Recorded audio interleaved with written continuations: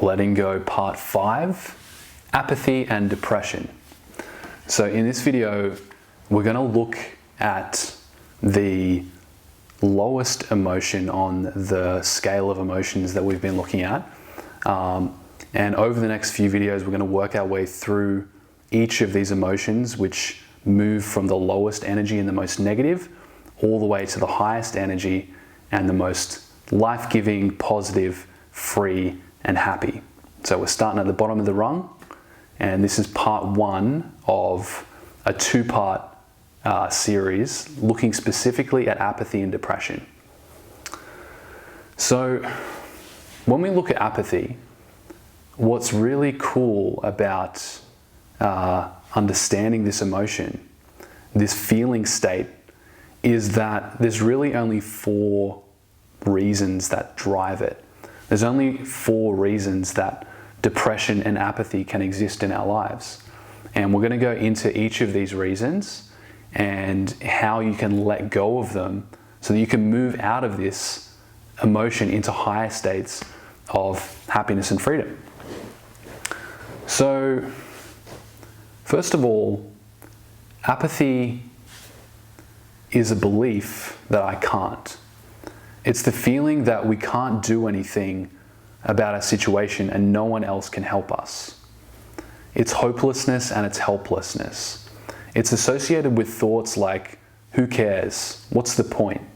It's boring. Why bother? I can't win anyway. This is the role that we see with the character Eeyore in the Winnie the Pooh cartoon, who says, oh well, won't do any good anyway.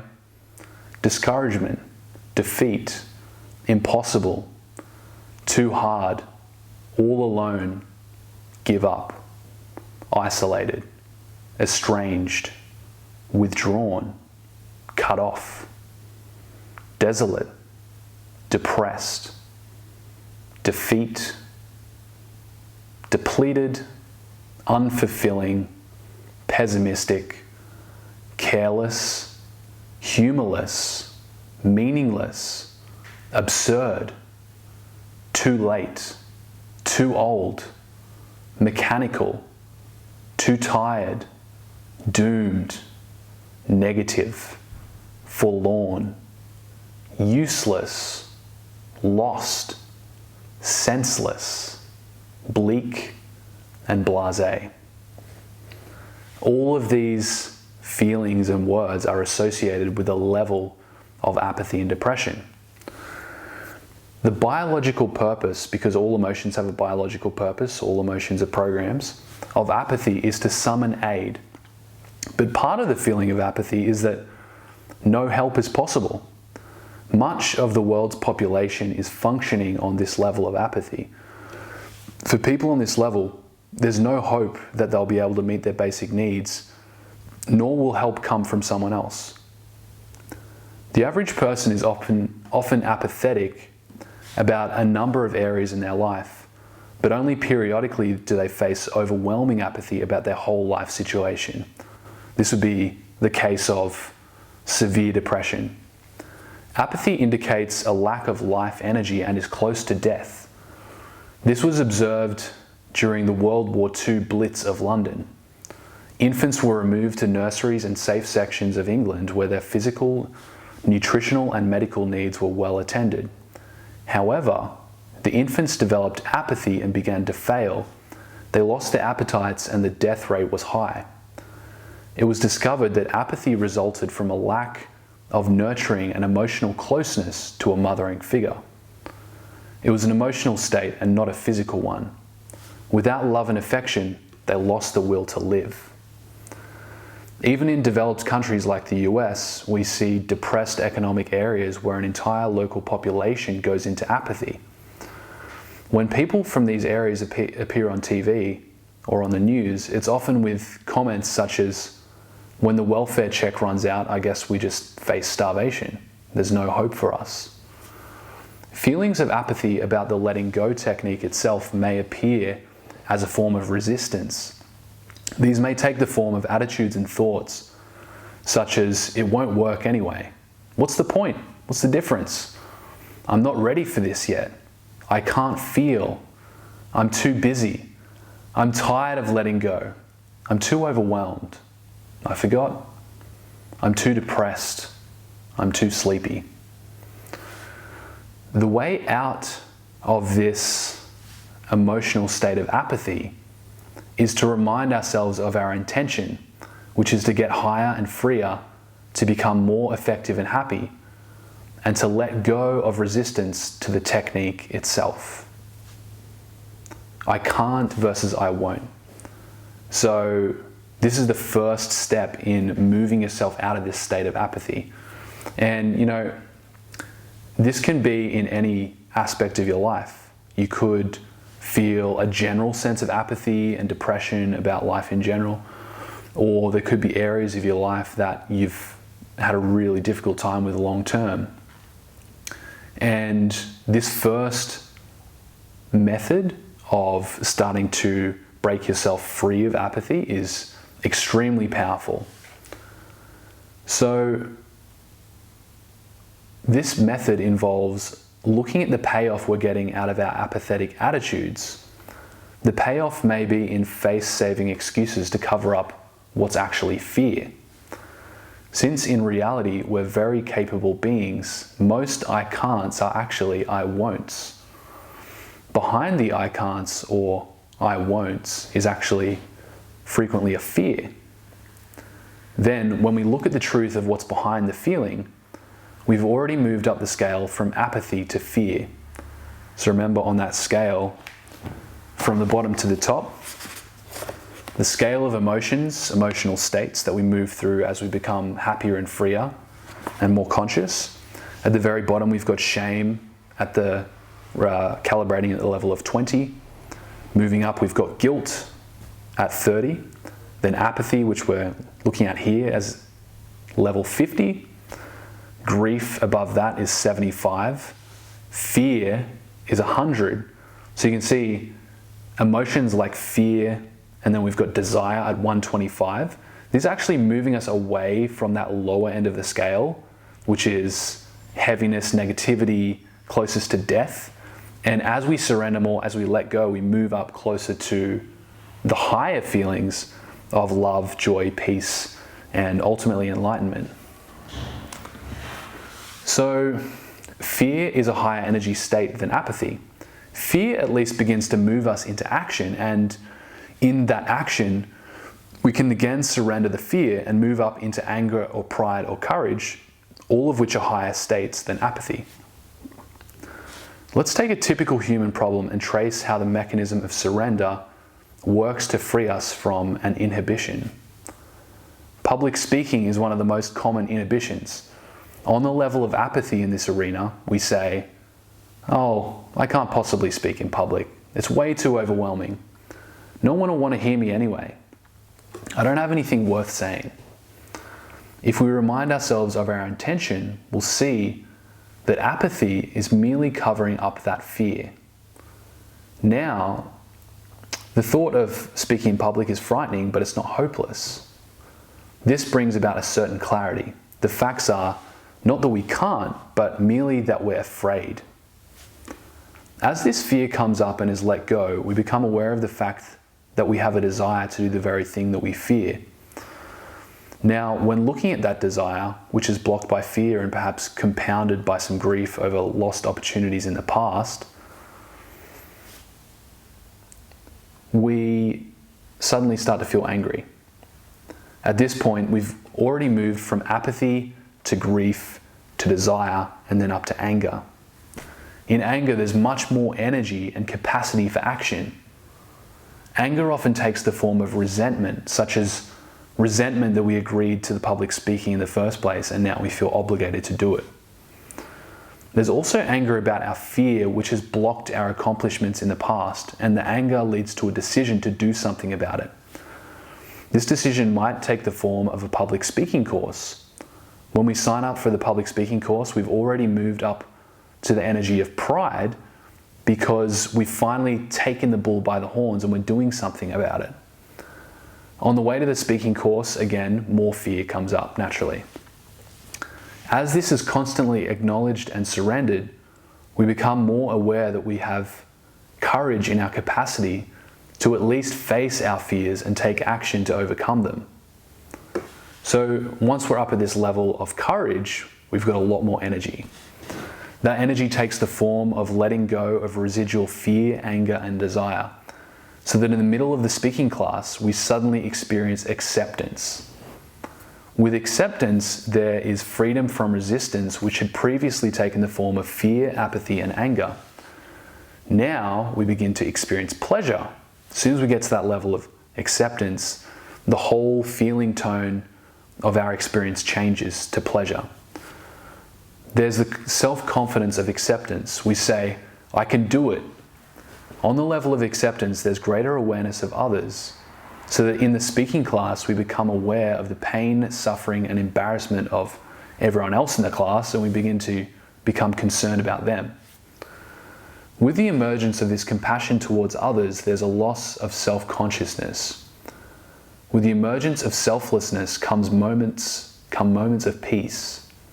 On the way home from the class, we experience an inner contentment, a feeling that we've grown and that we've shared with others. In the experience of sharing, we've forgotten ourselves for a few moments and we've become more concerned with the happiness of someone else. We take pleasure in the accomplishments of others. In this state, there is a transforming grace, the discovery of our inner compassion, a feeling of connectedness with others and a compassion for their suffering. With the full development of this progression, we might then share with others how we too had a fear of public speaking, the steps we took to overcome it, the success we experienced, the increase of our self-esteem, and the positive changes in our relationships. This entire progression is the basis of a great deal of the power of self-help groups. The sharing of inner experiences from the lowest to the highest levels on the scale of emotions. That which in the beginning seemed formidable and overwhelming has now been surmounted and handled with the resultant feeling of increased aliveness and well-being. The increase in self-esteem then spills over into other areas of our life, and the increase in confidence results in greater material abundance and capability in our vocational functioning in our career. On this level, love takes the form of sharing and encouraging others, and our activities are constructive instead of destructive. The energy radiated out is then positive and attractive to others, resulting in constant positive feedback. As we put that energy out, it just comes straight back to us. Once we've experienced this progression up the scale of emotions in any one particular area, we now begin to realize that it can be done in other areas of limitation in our lives as well. Behind all of the I can'ts are merely I won'ts. The I won'ts mean I'm afraid to, or I feel ashamed to, or I have too much pride to try for fear that I might fail. Acknowledging and letting go of these feelings brings us up to the level of courage, and with that, finally, acceptance and an inner peacefulness, at least as it regards the area which has been surmounted. So that could be public speaking, that could be asking someone out on a date, that could be in the area of your career. Each of these different aspects of our lives, as we surrender these feelings, we're able to move up into that level of acceptance. Apathy and depression are the prices we pay for having settled for and bought into our smallness. It's what we get for having played the victim and allowing ourselves to be programmed. It's the price we pay for having bought into negativity. It's what results from resisting the part of ourselves which is loving, courageous, and great. It results from allowing ourselves to be invalidated by ourselves or others. It's the consequence of holding ourselves in a negative context. In reality, it's only a definition of ourselves which we have unwittingly allowed to happen. The way out of apathy and depression is to become more conscious. So what does it mean to become more conscious? To begin with, becoming more conscious means to start looking for the truth for ourselves instead of blindly allowing ourselves to be programmed, whether from without or an inner voice within our own mind, which seeks to diminish and invalidate, focusing on all that is weak and helpless. to get out of it, we have to accept the responsibility that we've bought into the negativity and we've been willing to believe it. The way out of this then is to start questioning everything. So there's many different models of the mind. One of the most recent has been that of the computer. We can look at the mind's concepts, thoughts, and belief systems as programs. Because they're all programs, they can be questioned, cancelled, and reversed. Positive programs can replace negative ones if we so choose. The small aspect of ourselves is very willing to accept negative programming. So as we go through this, we're looking at different aspects of ourselves. We've got the small self, which is the part of us which is weak, diminishing, negative, concerned only with survival, very self-centered. And then we've got the bigger self, which is our greatness. It's our loving nature. It's our compassionate side. It's our potential. So if we look at the source of our thoughts and we begin to identify their origins and stop the vanity of labeling them as mine, you know how when you're thinking to yourself and you start to hear some of the thoughts that are in your own head and you actually look at those as your thoughts and you label them my thoughts. And you know, everything that is ours, everything that we believe belongs to us, we kind of treat it like it's sacred. But as we stop labeling thoughts as mine, we notice that thoughts can be looked at objectively. We see that their origins were often the early childhood training from parents, family, and teachers, as well as dribbles and drabbles of information we picked up from playmates, newspapers, movies, TV, social media, novels, and the automatic input from our senses. All of this went on unwittingly without our having exercised any conscious choice. Not only that, but out of our unconsciousness, ignorance, innocence, and naivety, plus the nature of the mind itself, we ended up as the composite of all negative garbage prevalent in the world. We're just kind of like this blank slate that drinks everything in as a child.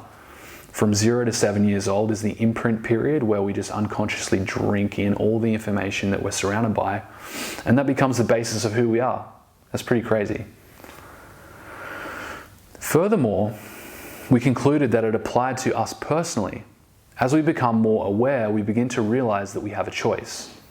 We can stop giving authority to the mind's thoughts, begin to question them, and find out if there's really any truth in them for ourselves.